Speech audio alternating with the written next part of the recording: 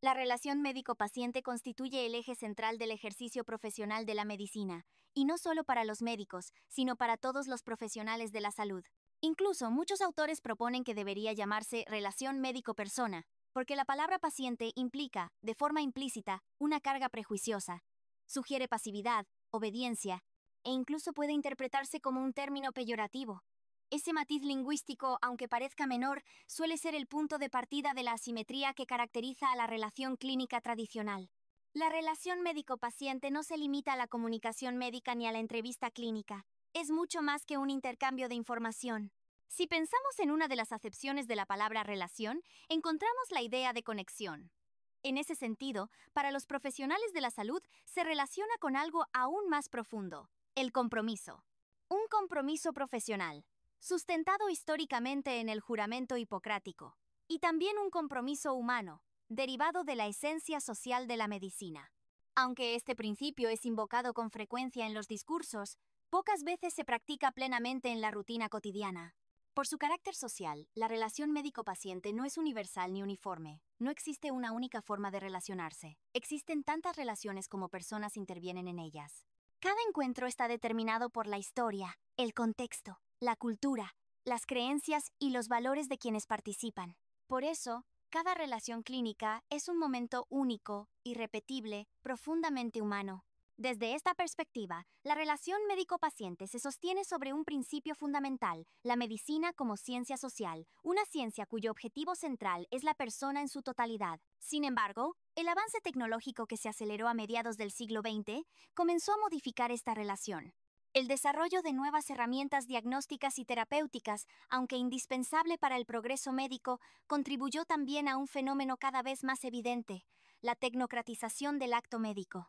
Esto generó un distanciamiento progresivo entre médico y paciente, desplazando el valor del encuentro humano y dejando en segundo plano la escucha, la palabra y la empatía. En este proceso, la asimetría se profundizó. De un lado quedó el profesional con todo el poder técnico. Del otro, la persona en una posición de sumisión, muchas veces sin voz ni participación activa en las decisiones sobre su propia salud. Así, hemos llegado a situaciones en las que los profesionales ya casi no conversan con sus pacientes. En lugar de eso, muestran estudios, imágenes, valores de laboratorio, perdiéndose el diálogo que da sentido al acto clínico. Para comprender este conflicto, es útil pensar en dos paradigmas que conviven y se enfrentan en la práctica cotidiana. Por un lado, el paradigma sociológico humanista, que valora la dimensión humana, social y cultural del encuentro clínico. Por el otro, el paradigma biomédico cientificista, centrado en la tecnología, la objetividad y el dato puro. Ambos paradigmas influyen, consciente o inconscientemente, en la manera en que los profesionales se vinculan con sus pacientes y en el modo en que entienden la medicina.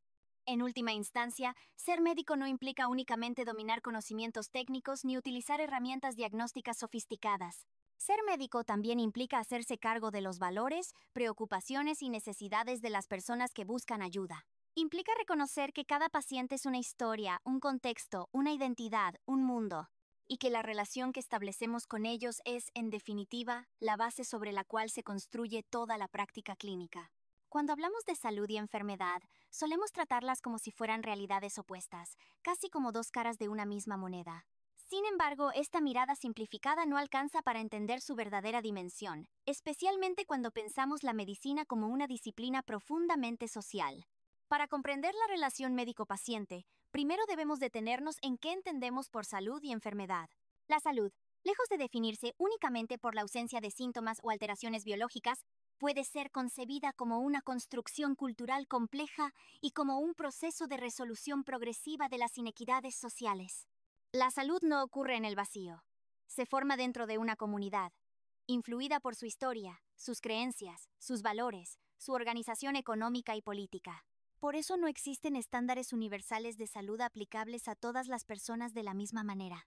En una ciencia profundamente social como la medicina, es cada individuo quien debe definir qué significa estar saludable para él o ella.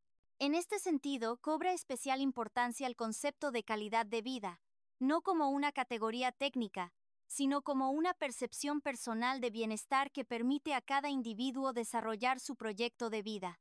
Desde esta perspectiva nace el paradigma sociológico humanista dentro de la relación médico-paciente, una mirada centrada en el cuidado de la salud, donde el principal objetivo no es solo resolver un problema biológico, sino ayudar a las personas a vivir con plenitud. Para lograr calidad de vida, es necesario primero abordar las inequidades sociales. Inequidad significa desigualdad innecesaria, evitable e injusta. Ya en la década de 1950, Ramón Carrillo, primer ministro de Salud de Argentina, señalaba que, frente a las enfermedades de la pobreza, los gérmenes eran apenas una causa menor. Su mensaje era contundente.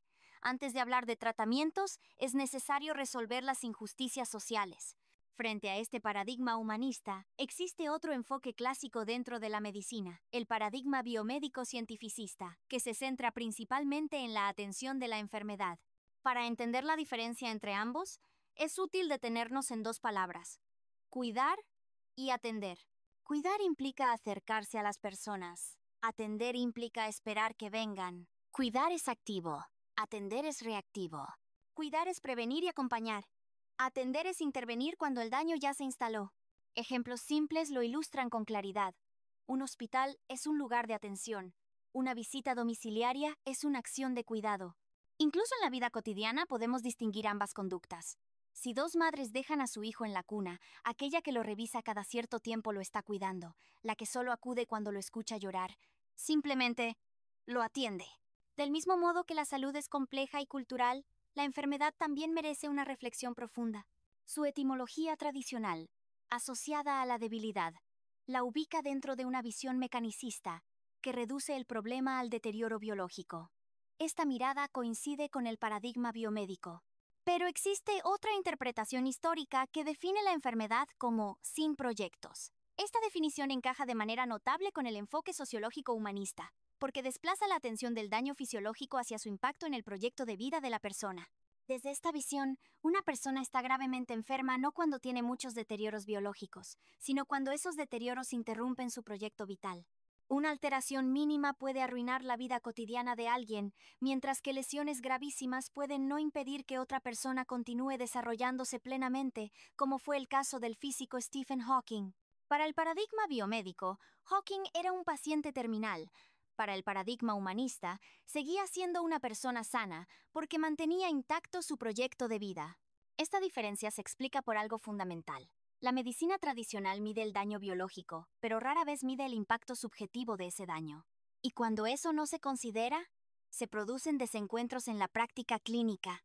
Las personas buscan ayuda porque su vida cotidiana está afectada, pero muchas veces la medicina responde solo con estudios que descartan enfermedades, para finalmente concluir que no tienen nada. Sin embargo, sí tienen algo. Un problema que afecta su vida, aunque no figure en un análisis. Por eso, siempre son las personas quienes deben decir si están mejor o peor.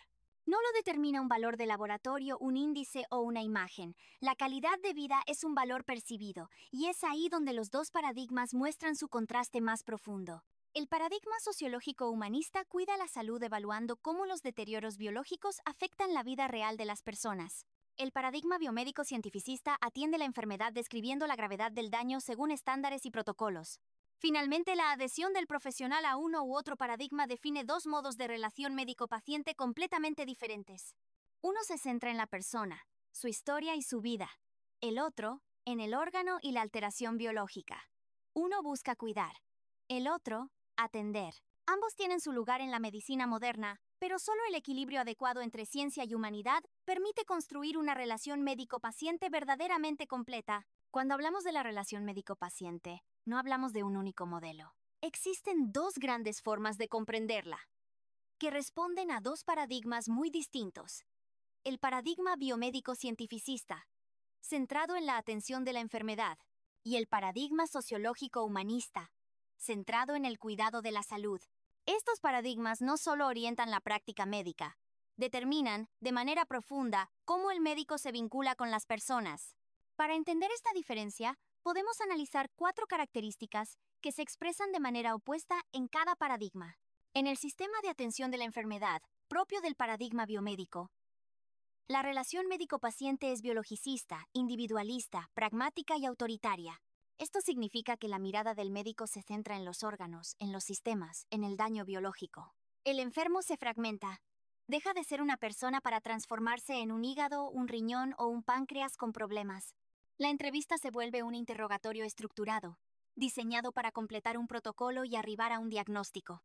En cambio, en el sistema de cuidado de la salud, característico del paradigma sociológico humanista, la relación es biográfica, sociológica, dogmática y responsable. Aquí la persona es mucho más que un conjunto de órganos.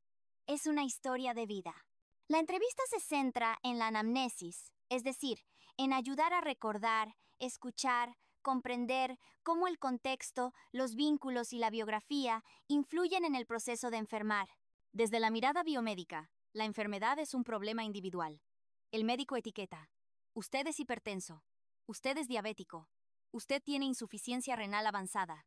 Y desde ese diagnóstico pronuncia un veredicto, muchas veces sin tener en cuenta el contexto social, los hábitos adquiridos, las condiciones de vida que influyeron en esa situación. Se juzga al individuo, no a las circunstancias que lo rodean. Solo se miran las consecuencias, no las causas. Desde el paradigma sociológico humanista, en cambio, se comprende que no existe un individuo sano en una sociedad enferma. Las cifras son claras. El 40% de la morbimortalidad tiene que ver con hábitos y estilos de vida no saludables. Otro 30% con factores ambientales. La mayor parte de lo que enferma a las personas no es estrictamente biológico. Y sin embargo, el sistema biomédico concentra la mayor parte de los recursos en atender las consecuencias, en lugar de abordar las causas. Por eso hablamos de una pandemia de diabetes, cuando en realidad lo que tenemos es una pandemia de malos hábitos y entornos no saludables. Otra diferencia fundamental aparece en la actitud frente al cuidado. En el paradigma biomédico, la relación es pragmática. Siempre debe existir una solución, sin importar el costo ni el momento.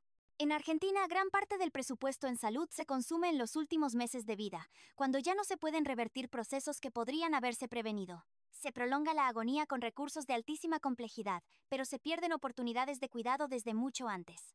En el paradigma humanista, en cambio, la relación es dogmática en el sentido original de la palabra, centrada en el deber de cuidar. La persona del médico se convierte en un recurso terapéutico en sí mismo. Escuchar, acompañar, ayudar a darle sentido al sufrimiento.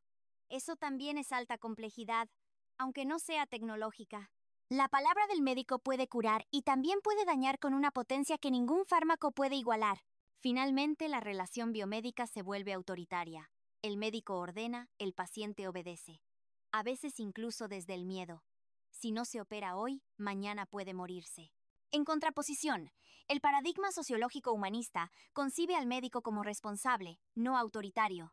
El profesional informa, orienta, advierte, pero no obliga ni condena. Acompaña incluso cuando la persona decide un camino distinto al que él considera ideal.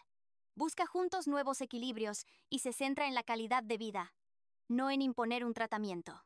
En conclusión, los médicos solemos tener expectativas sobre los resultados de nuestra práctica que muchas veces no coinciden con las percepciones reales de las personas sobre su salud. Reflexionar sobre estos dos paradigmas y sobre cómo influyen en nuestra manera de relacionarnos puede acercarnos más a las necesidades de quienes atendemos. Y sobre todo, puede permitirnos construir relaciones médico-paciente más completas, más humanas y más efectivas.